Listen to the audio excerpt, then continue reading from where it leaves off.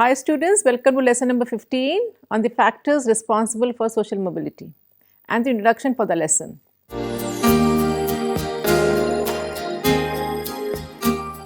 One of the most studied aspects of social stratification is social mobility, and so far you have seen what mobility means in various societies.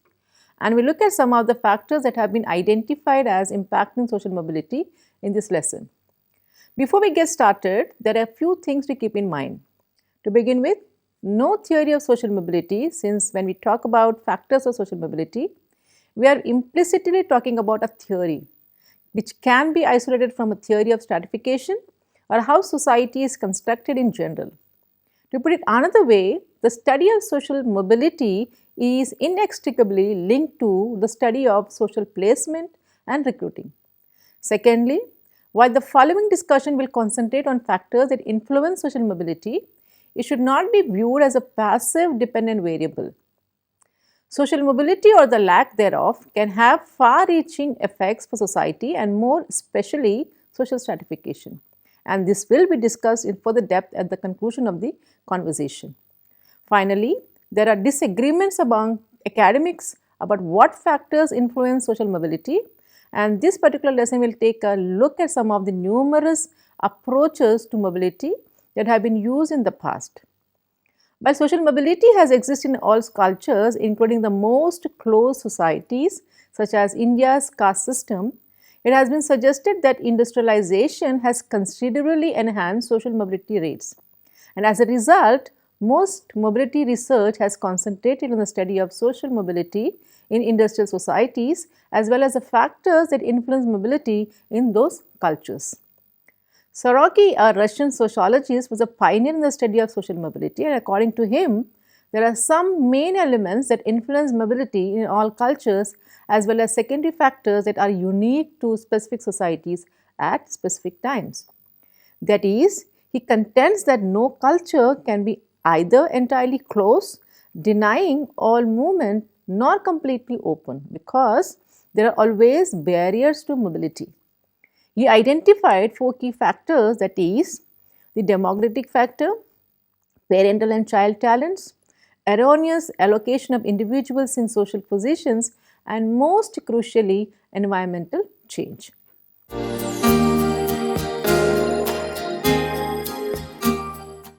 The objectives of this lesson is to make the students understand the various factors responsible for social mobility,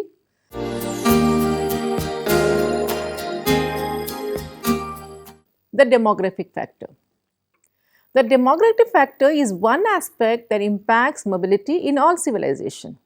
It has been noticed that the birth rate of higher groupings is lower than that of lower groups in general. Despite the fact that the lower groups' death rates are higher, the net production rate is such that there is typically some room at the top for lower group members. Perret, for example, discovered that in a particular region of France in 12,000, just 149 noble families remained a century later. In general, he discovered that such lineages only live for 3 to 4 generations. They were eventually superseded by non-noble lines or collateral lineages.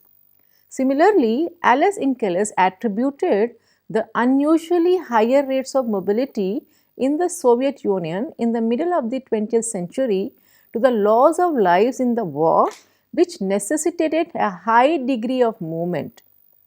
Rapid industrialization is, of course, another essential factor. This is true not only for higher and lower socioeconomic classes, but also for urban and rural communities. Net production rates are frequently higher in the latter. Despite this, urban populations have grown at a considerably faster rate than rural populations. Rather than a natural growth in population, this is mostly due to migration. As a result, old age homes, hospitals, factor and forces of mobility for caring for terminally ill patients and other facilities have sprung up. From the standpoint of mobility, this means that new types of vacancies must be developed and filled. And as a result, While the demographic component has an impact on social mobility, it is not solely a biological phenomena, as social factors in general have an impact on demography. For example, Mandelbaum and others have written about how cultural influences like sun preferences having influenced population structure.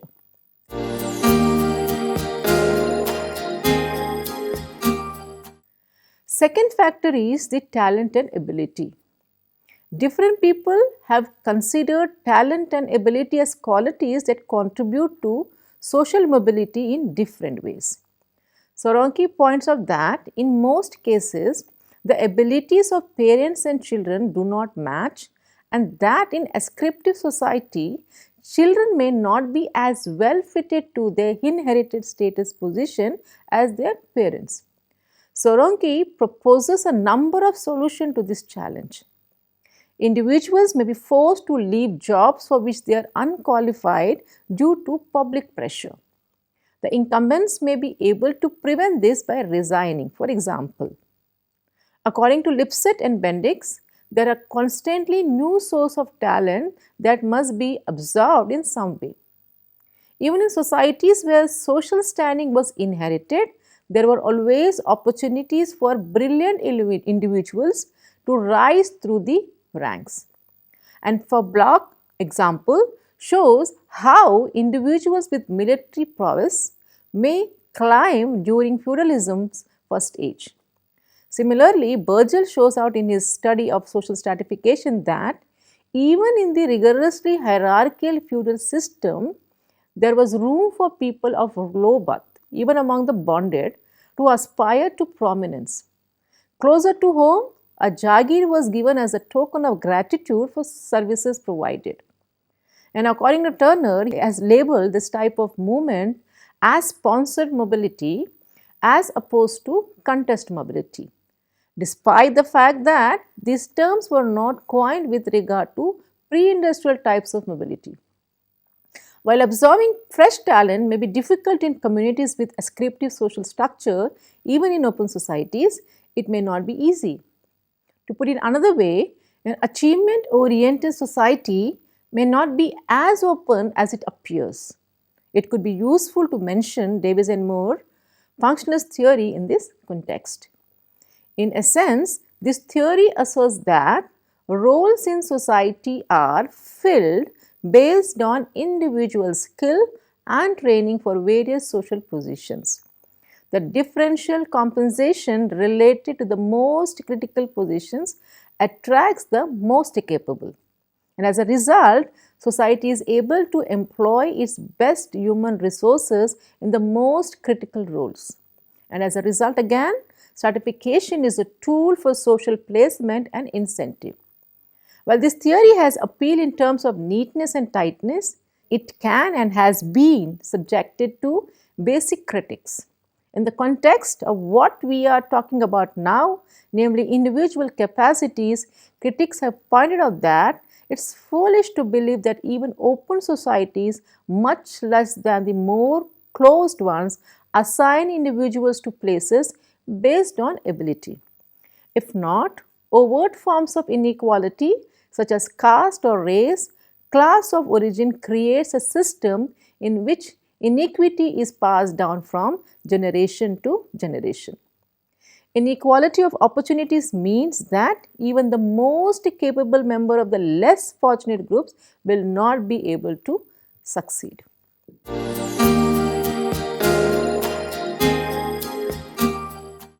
Another important factor is according to the elite theory. Wilfred Pareto, one of the elite theorists, argued that talent and competence were the primary reason for people occupying specific position. And he claimed that generations lose their natural qualities with time, or that people from lower social strata may exhibit those qualities, resulting in a shift in the elite personnel. And Pareto said, history is the graveyard of aristocracies. This was his well-known elite circulation theory. In Pareto's idea, there were two forms of circulation. In the first, talented people from lower social classes rise through the ranks, when the skills of higher groups are brought into question, lower strata groups are more prone to challenge and destroy such groups' supremacy. To put it another way, individual and collective mobility are both feasible. In the context of changes in African chiefdoms, Max Gluckman has referred to this as repetitive change. Of course, it is possible that such a change does not occur within the bounds of a given system, but instead results in the system, that is, the structure of position, being altered. And this is known as a distinction between disputes inside the regime and conflicts over the regime, according to 𝗧𝗦𝗔𝗧.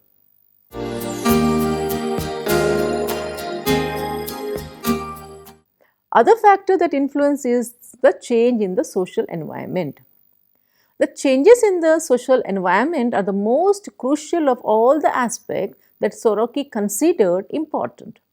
Indirectly, this can affect the demographic element, for example, breakthrough in medicine that extend life expectancy, as well as individual skills, that is, expansion of education opportunities may allow the discovery of talent.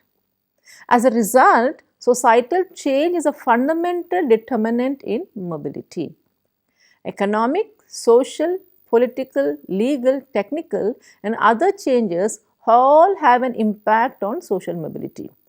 These macro change processes have an impact on not only mobility but also other areas of societies. And industrialization is one of the major economic shifts that sociologists have failed to recognize as having an impact on social mobility.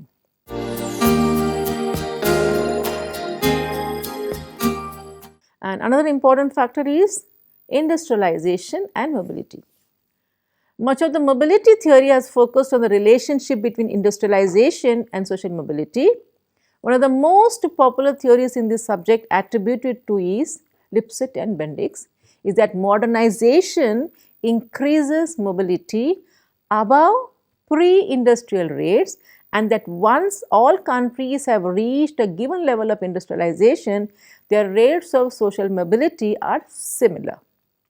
The convergence thesis proposed by Kerr and others states that all industrial societies converge towards a common pattern of mobility among other factors such as overall stratification patterns.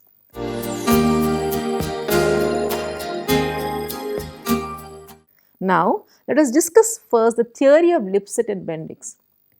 They wanted to test two primary assumptions in a famous comparative factors and forces of mobility research of a number of European countries and the United States.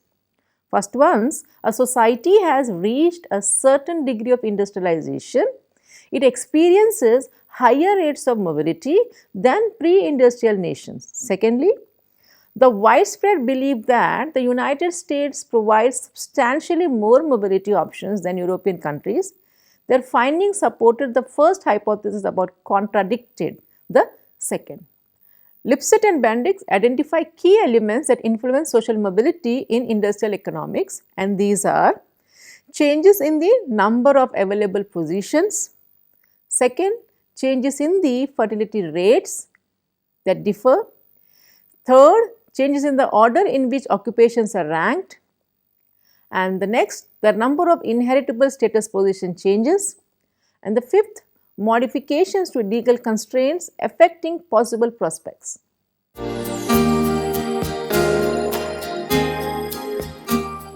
Let us understand what are the different factors for that.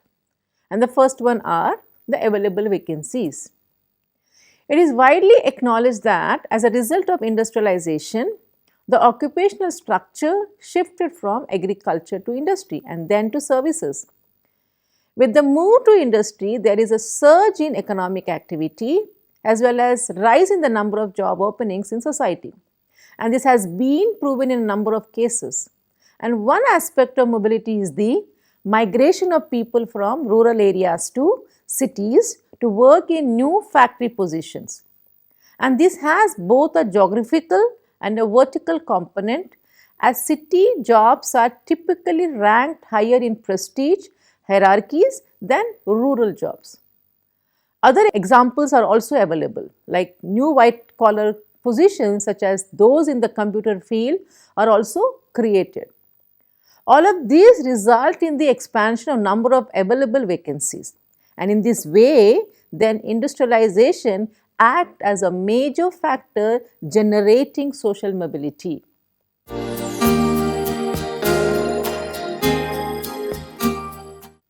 Another factor is legal restriction.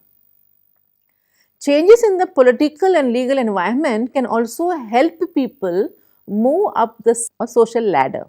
In India, the traditional caste system assigned people to traditional vocations, and certain occupations such as learned occupations were either legally or customarily restricted to low caste people. The concept of all citizens having equal rights under the law, as well as the democratization of political institutions, abolished barriers to social mobility. At the same time, policies such as universal suffrage, Panchayati Raj and others allowed those who had previously been denied political rights to participate in politics.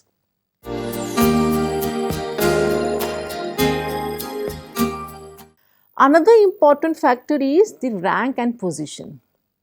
If the ranking of a position changes, mobility can occur without any change in the individual's position. For example, one study in the United States found that government posts gained in prestige in the 1950s compared to the 1920s.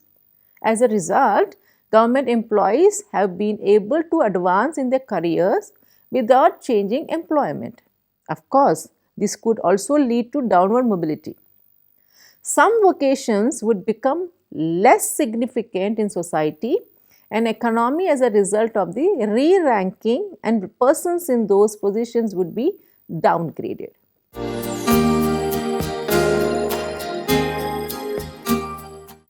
Another factor is the convergence hypothesis. The convergence hypothesis is a well-known and highly discussed hypothesis about the relationship between industrialization and stratification. 𝗘𝗏 and others put it well when they said that in today's world, industrialization was a common factor that would drive all industrialized societies toward a common future society, which they dubbed a pluralistic industrial society. These cultures would have similar stratification patterns as well as mobility trends. The industrialization would demand the open and simple movement of people from one position to another. Therefore, mobility would be high. In some ways, this was a functionless argument. They also implied that mobility rates would continue to rise in the future. Goldthorpe presents an extensive critique of 𝗘𝗏 and others' argument.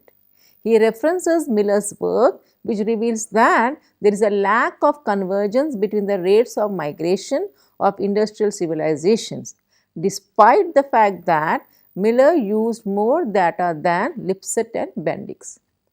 This suggests that other elements such as cultural influence, the educational system and so on may have an impact on social mobility in addition to industrialization. Goldthorpe himself believes that the major differences between socialism and capitalist societies, which 𝗘𝗏 and company place under the heading of political and ideological differences, are political and ideological differences. Although there is a superficial similarity between 𝗘𝗏's thesis and Lipset and Bendix, the latter's reasoning, as previously mentioned, merely argues that after a certain level of industrialization, mobility rates climb. A continual increase as well as a convergence are not expected. It's worth noting that 𝗧𝗏 did not foresee a steady increase in mobility rates through time, nor did they predict a decline. He did feel, however, that neither industrialized nor pre-industrial civilizations are fully closed. If he believed anything, he stuck to a cyclical perspective of mobility rates which would rise and fall.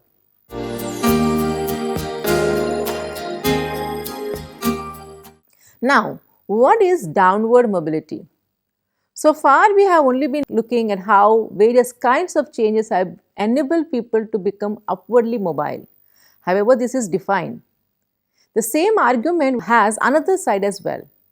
Just as industrialization is seen as increasing rates of upward mobility, it also brings about a great deal of downward mobility.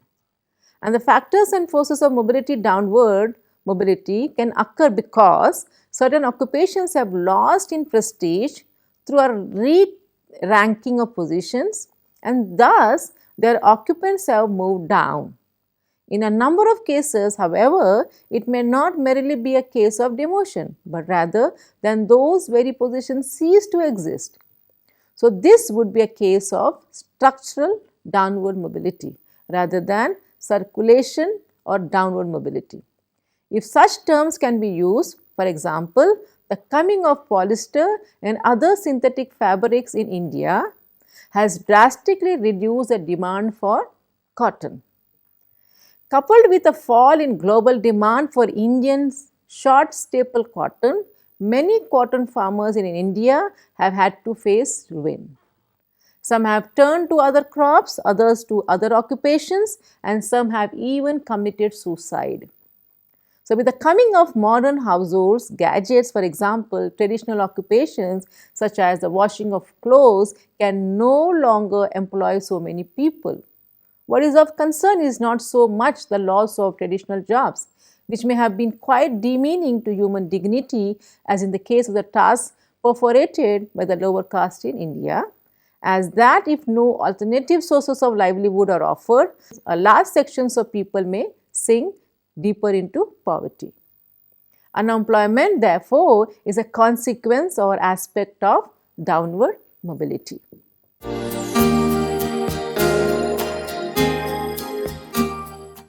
Now, the subjective factors for mobility.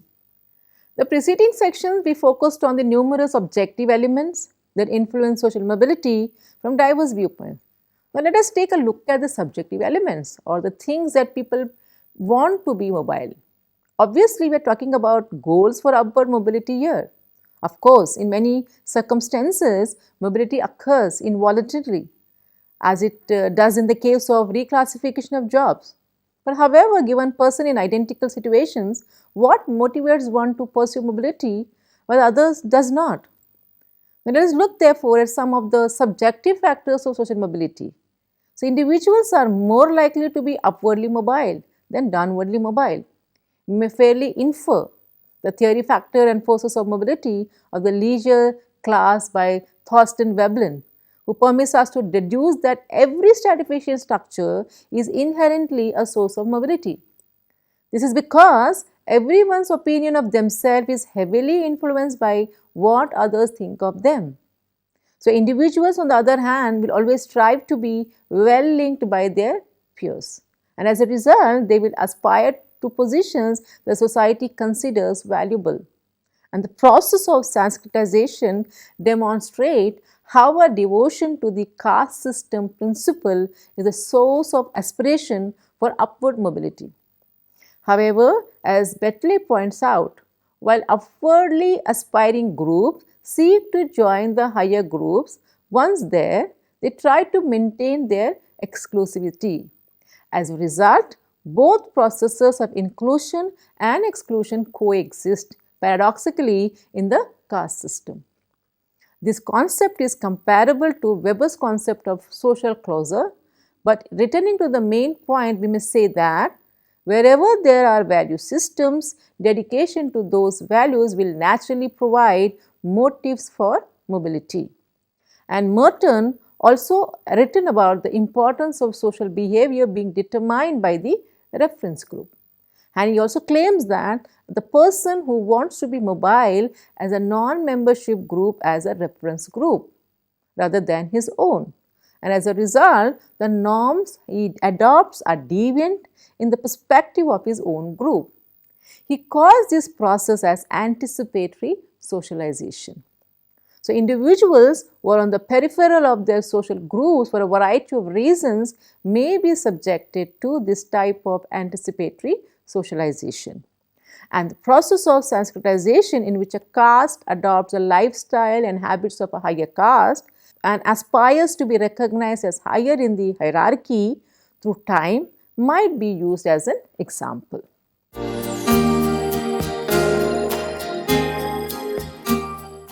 To summarize, this discussion attempted to provide some of the most important macrostructural as well as subjective aspects that influence social mobility.